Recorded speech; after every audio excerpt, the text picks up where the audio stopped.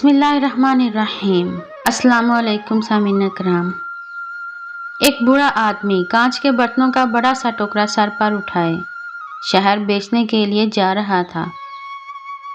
चलते चलते इसे हल्की सी ठोकर लगी तो एक कांच का गिलास टोकरे से फिसलकर नीचे गिर पड़ा और टूट गया। बूढ़ा आदमी अपनी इसी रफ्तार से चलता रहा जैसे कुछ हुआ ही ना हो।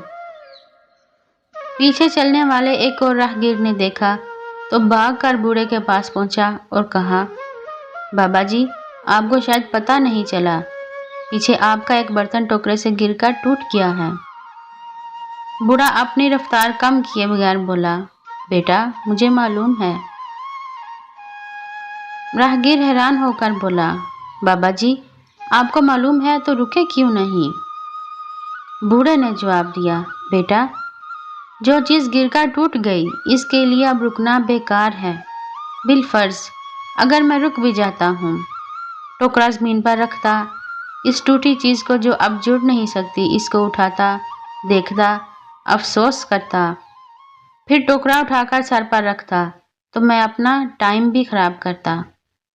टोकरा रखने और उठाने में कोई और नुकसान भी कर लेता और शहर में जो कारोबार करना था, अफसोस और तासुफ के बायस वो भी ख़राब करता। बेटा, मैंने टूटे गिलास को वहीं छोड़कर अपना बहुत कुछ बचा लिया। हमारी ज़िंदगी में भी कुछ परेशानियाँ, गलतफहमियाँ, नुकसान और मुसीबतें बिल्कुल इसी टूटे गिलास की तरह होती हैं कि जिनको हमें भूल जाना चाहिए, छोड़कर आगे बढ़ जाना चाहिए। क्यों?